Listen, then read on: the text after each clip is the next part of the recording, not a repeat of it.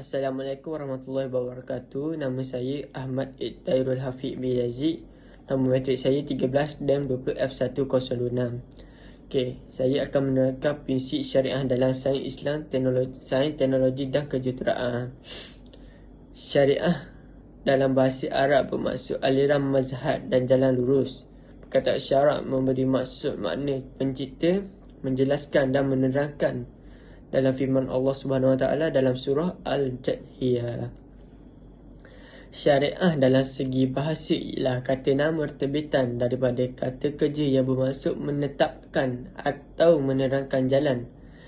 Kalimah syariah pula membawa maksud jalan yang terang. Okey. Syariah dari segi istilah pula merujuk kalimat Arab yang menjelaskan tentang segala hukum yang disyariatkan oleh Allah Subhanahu Wa Taala kepada hamba-hambanya. Okey. Isi pertama saya ialah mizan, kesetaraan, bermaksud kesetaraan. Mizan dia bermaksud kesetaraan dalam syariah ini dapat dilihat dalam hukum hakam yang memberi nilai yang selayaknya bagi sesuatu perkara. Kesetaraan dalam syariat menuntut agar segala tindakan yang dilaksanakan hendaklah meraih keperluan dunia dan akhirat. Okay, isi kedua ialah tabat dan murunah. Tabat dan murunah. Okey. Iaitu bermaksud tetap dan anjal. Tabat yang bermaksud tetap atau tidak berubah dalam konteks ajaran Islam ada perkara yang tetap tidak boleh dipindah atau diubah-ubah berdasar prinsip dan pelaksanaannya. Antara perkara yang termasuk dalam konsep tabat adalah aspek akidah dan hukum hakam amaliah yang dinyatakan secara pasti dalam Al-Quran dan Sunnah. Okay, seterusnya Rabbaniyah bermaksud ketuhanan.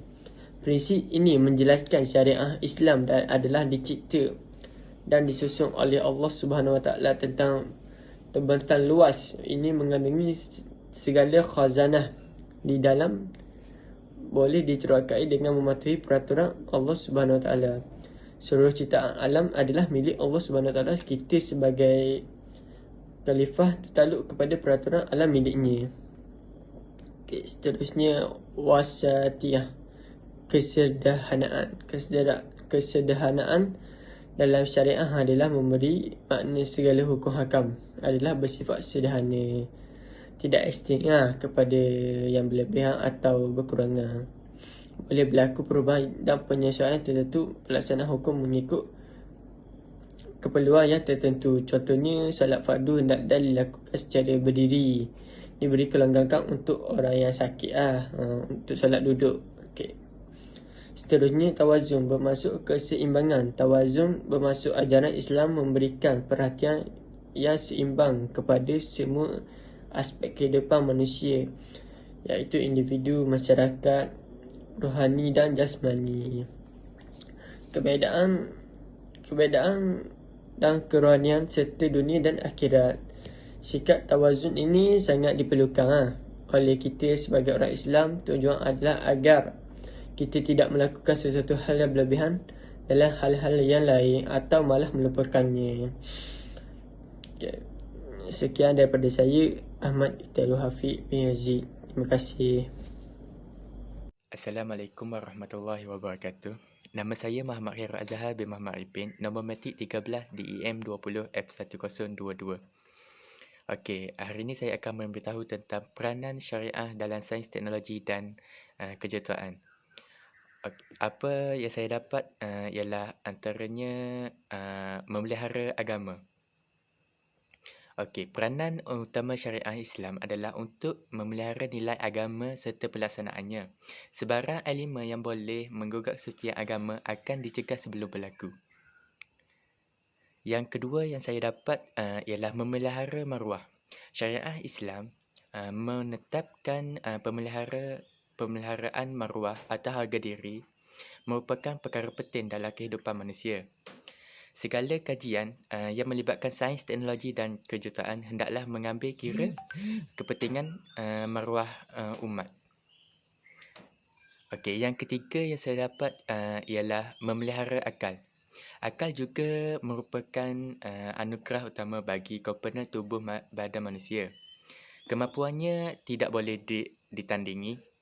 Kekuatan akal mampu berfikir secara maksimum, menyampai kemampuan ribuan komputer yang diletakkan memenuhi padang bola sepak.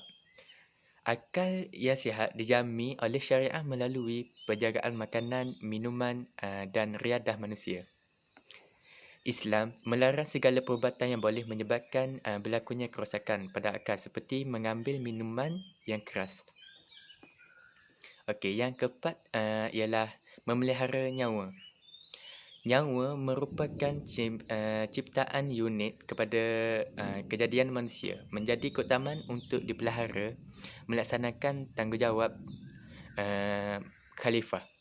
Nyawa tidak diambil kecuali atas sebab yang dibenarkan oleh syarak. Sebagai contoh, hukum bunuh. Hukum bunuh boleh dikenakan ke atas pembunuh di bawah kes kisas Al-An'am 151. Syariah Islam mengharuskan segala benda yang boleh menyelamatkan nyawa. Okay, yang seterusnya, memelihara keturunan. Syariah Islam dengan tegas memutuskan untuk mengharamkan apa jua bentuk tindakan yang boleh merosakkan keturunan sama ada secara langsung atau tidak. Seperti liwat, musahaqah iaitu lesbian, mendedahkan aurat, berdua-duaan dengan lelaki dan perempuan dan sebagainya. Jika ini berlaku, hukuman bagi setiap kesalahan berikut adalah termasuk dalam kes-kes hudud atau ta'zir. Okey, yang seterusnya ialah memelihara harta. Syariat Islam dengan tegas mengharamkan segala bentuk perbuatan yang boleh memudaratkan harta seseorang atau kumpulan seperti meropak, mencuri, menyorok, membazir dan menspekulasi pasaran modal. Islam menetapkan kewajipan mengeluarkan zakat bagi setiap Muslim yang telah mencapai kelayakan. Itu saja daripada saya. Sekian, terima kasih. Hello, Assalamualaikum. Nama saya Muhammad Nazmi bin Razak. Nombor matrik 13-20F1016. Hari ini saya akan menerangkan tentang etika Islam dalam sains, teknologi dan kejuruteraan. Definisi pada etika adalah etika merupakan satu bidang falsafah yang membicarakan tentang tingkah laku manusia dari aspek-aspek lahiriah dan batiniahnya. Dalam hubungan dengan sains, etika adalah satu bidang ilmu yang mengkaji soal kebaikan dan keburukan dalam sains, berhubung dengan tata cara untuk mempraktiskan kebaikan dan menolak keburukan dalam amalan dan penggunaan sains dan teknologi. Islam telah menyediakan panduan yang sempurna untuk mengatur segala perlakuan manusia dalam apa jua bidang kejayaan sepanjang zaman. Konsep asas tersebut terdiri daripada 3 unsur utama. Yang pertama sekali ada keimanan kepada Allah SWT. Iman adalah teras kepada semua jenis amalan dalam Islam. Seorang ahli sains perlu mempunyai keimanan serta keyakinan yang kukuh kepada Allah dan sentiasa memohon bantuan daripadanya. Mereka perlu sedar Allah sentiasa melihat segala pemikiran dan perlakuan manusia. Allah merupakan pencipta dan pemilik alam yang menjadi bahan kajian dan penggunaan sains dan teknologi. Sesungguhnya keimanan kepada Allah akan menyediakan asas yang kukuh pada kelahiran generasi Muslim yang bermoral.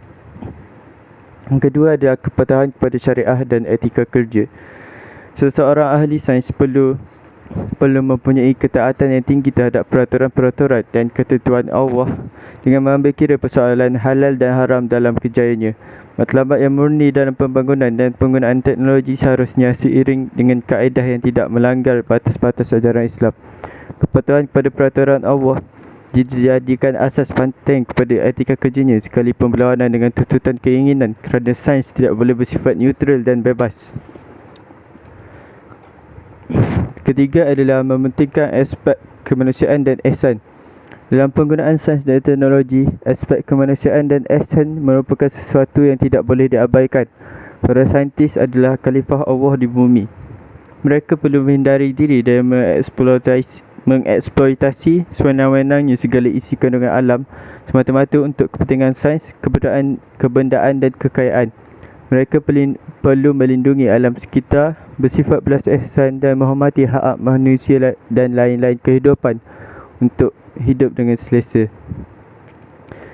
Selain itu, saya juga akan membincangkan tentang isu-isu etika sains moden.